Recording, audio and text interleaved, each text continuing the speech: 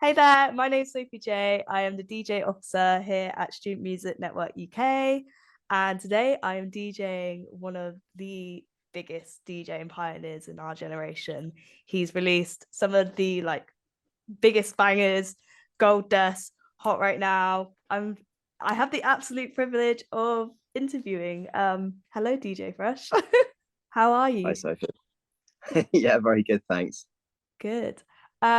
So for people who might have not heard of you before or not know what you're about, could you just describe yourself in a few sentences, like who you are? I identify as a man. I have blonde hair. I'm probably too old to be making music at this point, but that's probably up to you guys to decide. Um, I've been making drum and bass for about 25 years. And during that time, I've had 12 top 10 UK records and three number one records. So, yeah, it's been quite right. Pretty crazy. I love your music. You've released so many cool bangers, and your journey with becoming a DJ and producer is quite an interesting one because before you were DJ Fresh, you were actually in a group, I believe, Bad Company. Yeah, I was in Bad Company, which was a drum and bass band, kind of Yeah. like a boy band, but a bit darker than a boy band. Like we were all boys, but that's about where they where the sort of joined to boy band ends probably. Yeah, yeah. When I first started, Jason Maldini, Darren Debridge were part of a group called Future Forces, Mm. and I was really big fans of what they were doing. And we met at Renegade Hardware's studio when I was like 18 or something, and they were I guess, interested in working with me because I knew how to use some of the equipment that everybody was kind of like hot new equipment that everyone was using. Yeah. And we started making tracks together, and that was going really well. So we decided to set up Bad Company. Amazing. Um, yeah, because well, you started DJing quite a young age. What I guess I want to know what equipment did you start off using? I guess you used vinyl back then. Um, like how is it do you still use vinyl now, and do you prefer vinyl or do you prefer CDJs? I started with vinyl because back in the sort of late 90s, that was what everyone was using. Mm. And we were actually the first drum and bass group to start using CD decks. And at the time, it was a bit of a no-no. Like everybody was like, Yeah. keep vinyl alive, all this kind of stuff. And I've always been, I'm like like technology freak. So whenever there's something new that sounds like it's going to be the new thing, I want to learn how to use it. So yeah, we started using CDs pretty early, and then now I use Native Instruments Tractor, Yeah. which is like a controller for playing MP3s with. Amazing. That's so cool. That's really interesting hearing about that. Do you prefer using do you still go back to vinyl sometimes or not really? Just in your own time. I mean, I've got decks here in my studio. I don't know if you can see this, but yeah, that's Oh, I've got some decks over there. So I do still keep a pair of Technics, and every now and then I fantasize about getting them out. But I guess the reality is that it's just so much more convenient to DJ with MP3s. Although I'm grinning as I say that because I carry this controller around everywhere with me, and it's a bit of a nightmare. But apart from that, it's just amazing. Being able to have all your cue points encoded, yeah. and just yeah. I mean, when I compare DJing now to DJing in 2000 or whatever, Mm. um it's amazing. I often think, how did we it must have sounded so different because now you can just be load a track in, go straight to a cue point, mix in, bam. Yeah. You don't even have to beat match anymore. I mean, there are like sync buttons on CDs on these things. So it's really different. But I think like from the point of view of the audience, I imagine that the sets must sound less clangy. Yeah. And and the people are playing tracks a lot faster, and that's something that I definitely have noticed, like especially if you go out to America where everything's just super extreme on every level. Mm. People are literally playing like 20 seconds of a track and then 20 seconds of Switching. another track. I Yeah. mean, yeah, whether or not that's what you personally like as someone that listens to music is a whole different ball game, but it's definitely something that didn't exist, back in those days, because it was impossible. I mean, you had like some people that would play like DMC champions that would be amazing at scratching, that maybe might play lots of hip hop tracks like quite quick together, but Yeah. um it's basically just like DJing on steroids now. Yeah. I could agree with that. Like I feel, especially like just talking like from experience by myself, I do play like tracks like so quickly, and I've spoken to like other like DJs in the past and like who have done it like way before me, and now it's like it's a lot more like fast paced. It's like you play like 20 seconds of like one track and then it's another drop and another drop, and yeah, um pretty crazy. But I want to talk about like your music now, because you've obviously, well, firstly you have a label, Break Freak Chaos, with Adam F, right? Mm-hmm. And obviously you've released music on there. One song that I have like that I'm like obsessed with at the moment is Dancing in the Dark. I've just been playing that tune so much, and you've released like so many like other songs as well with like up and coming producers like Boo used a I think AMC worked on the track as well. Like there's so many. And I just wanted to ask like what was it like working with new up and coming producers, and who would you want to like team up with next that you haven't worked with already? Yeah, I mean, yeah, I kind of, because I stopped making music for a few years, Mm. and then I kind of started making music again a couple of years ago, and the way that I make music has changed because I'm now kind of focused on tech, weirdly, which is something that I was always involved in. Like back in the early 2000s, I had a web platform called dogsonacid.com, Yeah. and I was involved in another couple of startups, and I've always kind of straddled like tech and music.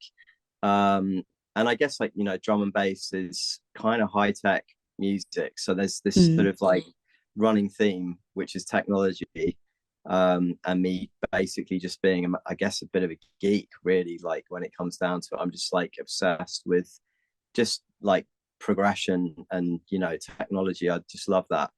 And so because I'm now sort of focused back on tech again, Yeah. I decided to just make music, but kind of make it something that's more something that I just do in my free time. And I felt that like, for so many, there was a period of time where I was quite focused on DJ Fresh specifically, having Yeah. spent a long time focused on running record labels and mentoring other artists and running startups and all kinds of other stuff like in the 2000s, like I don't know what they call that now, like 2000 to 2010, the 2000s, I don't know.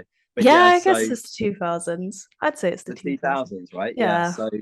So I was so I guess so I stopped for a few years, and one of the first things that I did when I kind of started making music again was I wanted to try and sort of catch up on the couple of years that I'd stopped of what I'd missed. And so I kind of arranged quite a few sessions with like newer artists or kind of artists that weren't around a few years ago or that Yeah. I didn't really know of a few years ago. And I had sessions with Boo and Scantia and AMC, and some people that were more established as well. But I just kind of wanted to get my head and just see like what kind of new drum and bass producers especially were doing in the studio Yeah. now. And generally what I found was that they were just using a lot of distortion. That's basically been my main discovery, that Yeah. just and mostly using serum. So like those two things, using a lot of distortion on serum, that seems to be like the Serum's main thing that's great. happened in the last few years. And Bunchin is like a scientist, like Yeah. literally that guy, if he wasn't making music, would be working in a lab somewhere. There's no question about that.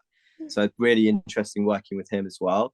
But and I guess like for the most part, just like it doesn't really change. It's just like people discover new techniques, or like 1 year, like there was a thing a couple of years ago where people were like distorting white noise, Mm. and so there's like these little tips that somebody will like discover something, and then like a whole whole like style will be born out of that for like a year or Yeah. two. So it's quite having been doing this for 25 years now, it's really kind of weird when you kind of can step back from it and see these patterns happening like over and over again.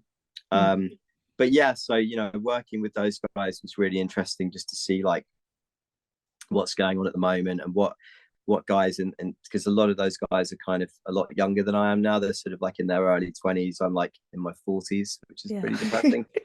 But so I think it's important, right, if you're going to be a bit older in the music, or well in anything like that, you need to kind of like stay on top of it, and know what all the latest things are, and what's happening. So for me, kind of working with like up and coming producers has been really helpful, because it's kind of helped me sort of like stay in touch with like what's happening. Yeah. Amazing.